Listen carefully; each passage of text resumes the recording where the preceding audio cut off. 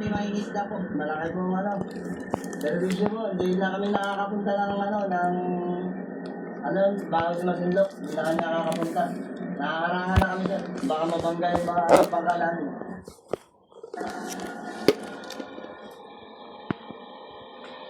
Emil, hanggang sa mga oras na to ay may nakashadow sa atin na 2 barko ng China Coast Guard dito sa ating kaliwa. Live mula rito sa West Philippine Sea para sa GMA Integrated News, Bang Alegre, nakatutok 24 oras.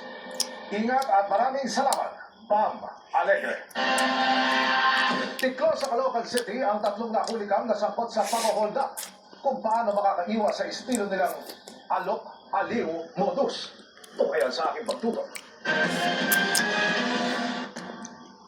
Hindi makahalata sa kuha ng CCTV pero hino-hold up na pala ng mga nakapaligid sa kanya ang nakaputing lalaki na dinala patungo sa madilim na bahagi ng garaheng ito sa Barangay 78 Caloocan City.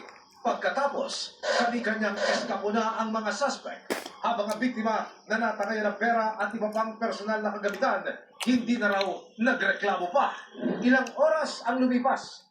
Natakip ng Special Operations Group ng Northern Police District ang 3 sa mga suspect sa tulong ng isang team. Ayon sa NPD, tinatawag nilang alok-aliw ang modus ng grupo na kung saan babae raw ang ginagamit nilang front sa robbery hold-up. Nag-aalok daw ang grupo ng babae sa kanilang bibiktimangin at sa oras na kumagat ang biktima. Suspecting victim aalogin na sex ng babae. Tapos pag kumuha yung lalaki ng babae, patay